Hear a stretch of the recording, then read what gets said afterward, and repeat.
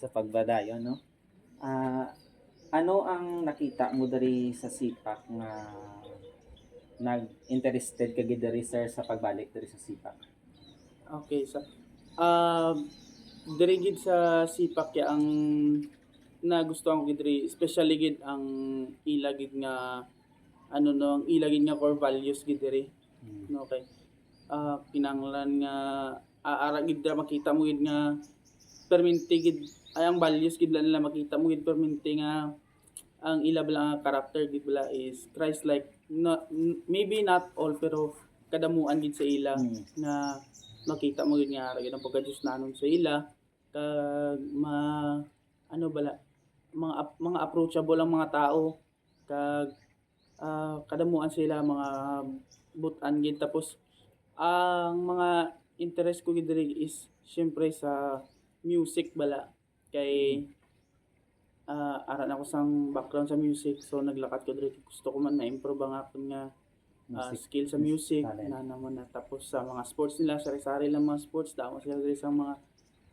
sports nga diri ko lang gid na kita bala nga kung dito ko sa public dati nag-school pag-abot ko diri is ara diri nga wala dito sadto Mm, parehas ang frisbee kag ng mga football amo na may mga sports diri nga diri ko lang pud na experience gid tapos ang mga faculties mapalapitan mo gid makakaupod mo sa mga kadlaw-kadlaw sa mga jokes tapos hindi man sila ga-pressure sa mga estudyante nila hindi parehas silang gina-eskwelahan ko dati nga sa public school? public school nga hindi mo sila ano gid di mo gid sila kay mapalapitan kay dati ka strikta bala daw ano sila kumbaga sa kapwa man nila teachers ng kuan magpalapit ang pinaka na interesan ko gid diri nga diri ko na eskwela gid is ang master guide gid Mr. Guide? kay gusto ko gid na Ano ano yan? master guide niya so ang plan ko gani next year mag-take na ko sang Yung training? ano mag-training na maski hindi pa gid pwede o isip in lang guro danay pero ang goal ko gid ya is ano na gid mag MIT kay isa gid po na sa pinakanabiliban ko gid sa sa teaching sang SDA wala or ang program sang Seventh-day Adventist arang master guide kay kumbaga dira ka bitaw ma-train as a whole hindi lang as a preacher kung paano mo ma-survive ang imong set sa mga Mm, situation nga ah, mga may mag-abot ng mga disaster yes. or kung may makita ka man nga mga maaksidente kumbaga dira ka bala nila i-training gid bala holistically hindi lang sa isa ka part kag isa pa ang pagiging ano bala master guide kay hindi lang bala siya nga kumbaga masuksok ka lang sa uniforme kag amo lang na style lang kumbaga duty mo gid na siya nga pag nag master guide ka is master guide ka na gid ang balay nila bay nga once a Mm, master guide you're always a master master guide. guide. Amo na nga na intrigued ko sina pag interested gid kay ko nga mag join sang master guide kay kumbaga nami man ang ilagid nga uniform nami ka lang tawon kung na naka-uniform ka na bala pero ang duty mo abi kag responsibility mo gid kag ang imo man ang nga identity nga ari siya ah okay ni siya nga tao sa amo ning part kay naka-experience na siya sang master guide. Kumbaga may trust na bala siya sa imo kay arang kumbaga ng ano gani tawag sina man kumbaga pa sa teacher daw may lisensya ka bala nga License. maghimo sang amo ni nga butang para na mga pag-rescue, pag-volunteer amo bala na. Kumbaga may ara ka na sang proof bitaw, may credibility ka na Mm, gali. credibility. May credibility ka na nga masaligan ka nila sina nga ano nga butang may experience ka na bala. So mo man ang nagpa-intrigue sa akon diri kag ang siyempre gid ang pagiging ano nila ang ara ba lang always gid nga ginabutang gid si Kristo sa kwan sa ilang life may worship gid kada aga worship kada gabi simba na Midweek. namo na may midweek may vesper kumpleto gid sila diri mga kuan gid kag sa every klase man always gid gina-incorporate ang mga devotional kag prayer Yes. amo na nga kumbaga ma-boost bitaw ang ano ang Spiritual oh, ang ang spiritual mag-improve gid siya diri. nag-grow ka gid spiritually. Okay, sa dito daan ko to nagpuli ko kumbaga daw to nagpuli ko dito way na ako nagsimba-simba always ko focus sa duty maskin Sabado ga duty na ko to nga time. Ah, Amo na nga nang pagbalik ko diri do ito bala nang nabalik bala ang spirit mo bala sa pagsimba bala kumbaga nagbalik ka na sa pagkadasig bala. Amo na ang nagustuhan ko diri kay hindi ka man hindi ka ginila pabayaan gid nga ang imo bala nga ang imo nga spiritual life kay maguba. Amo na ang diri ang gusto ko man sa ila gid. okay. So salamat gid Sir Renz sa pag-share sa imong experiences sa imong nga pag-interest sa pagbalik diri sa sipak sa pag-intraliwat despite sang imong past experience nga daw medyo siya kalain kay nag-stop ka sa imong pag-eskwela pero ara gid ang Ginoo kaupod nimo sa piyak sang imong nga mga challenges sa imong kabuhi kag ari ka di subong sa sipak nagpadayon sang imong nga pag-eskwela. Ano ka na nga year subong sir? First year pa lang. Mag second year na ko tani kay ako gayto naguntat ko sa duha ka semester. So first year lang yapon. Okay. First year ka subong second semester.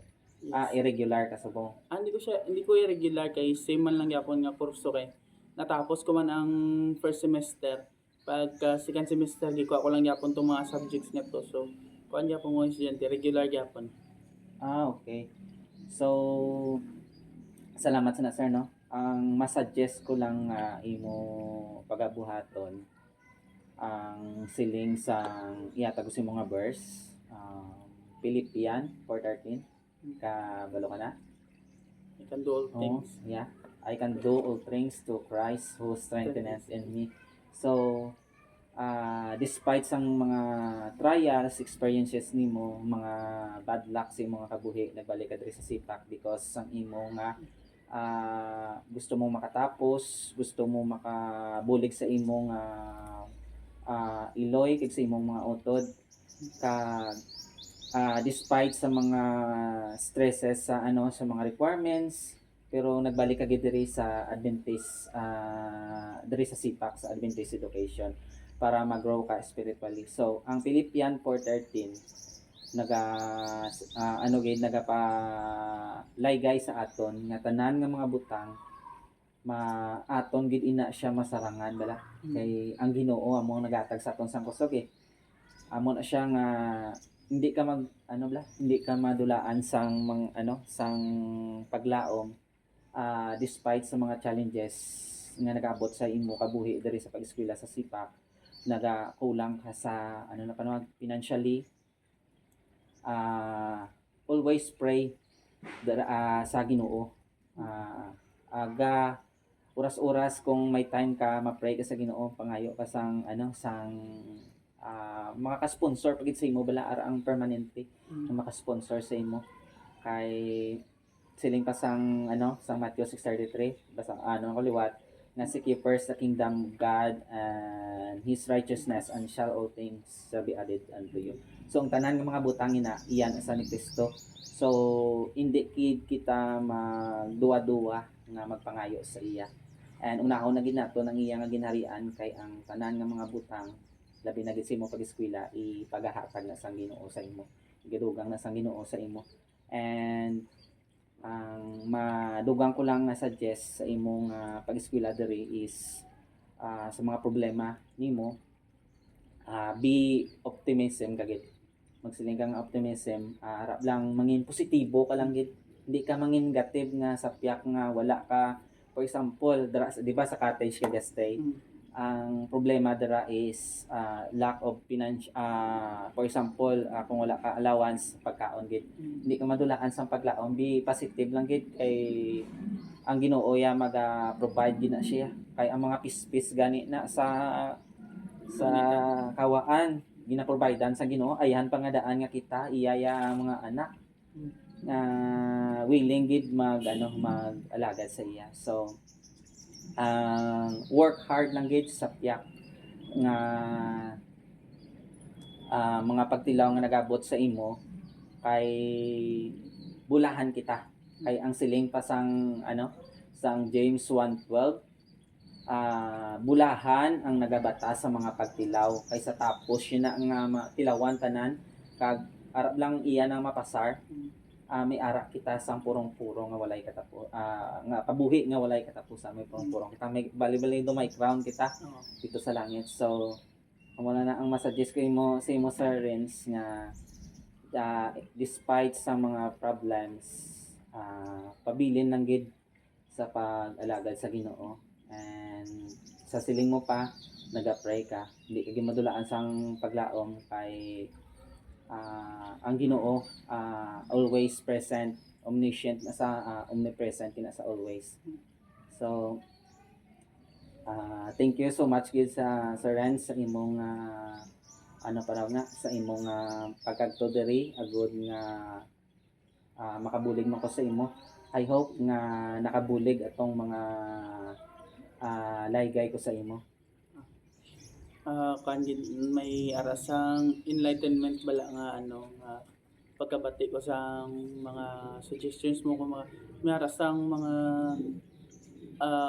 parts sa akon nga life bala nga kumbaga na enlighten gid bala siya nga munin sa gawas sila si tanan may ara pa dala isang chance bala may ara pa sang chance nga pwede pa ma-alter ang tanan kay mabago bala. So mo to nga thank you so much man gid sa sa suggestions mo kay na enlighten gid ang akon nga confident nga akon nga view sa amon ang mga problema kag hindi man ginaton masiling nga hindi ko na problemahon but may ara gid sang chance gid nga mabawas-bawasan na gid siya gid. Okay. Amen for that. So before kita mag-answer, pwede ko pa pangamuyo sa imo. Mag-close na ta sa aton nga mata. Sige. Amay namon nga balaan ngayara ka saan sa mga langit. Salamat kay Ginoo sa imong time nga ginhatag sa amon. Salamat sa pagpreserba sa amon kabuhi. Salamat man sa time ni Sir Renz luha sa pagkadto diri kag agud nga mabuligan siya sa iyang mga problema Ginoo. Ginoo kabay pa ikaw magadugang sa iya sing kaalam kusog kag kabakot ikaw magakomfort sa iya Ginoo labi na gid sa iyang problema sa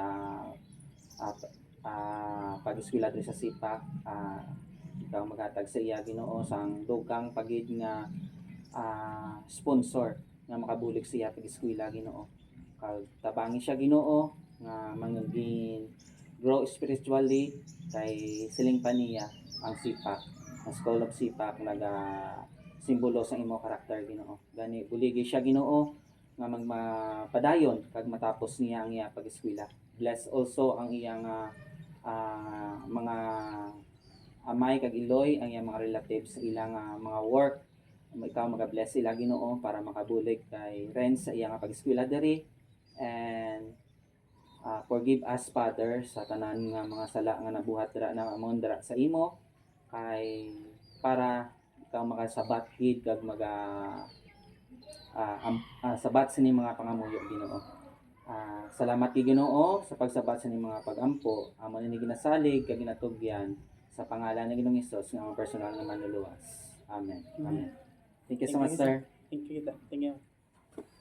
That's all. Thank you.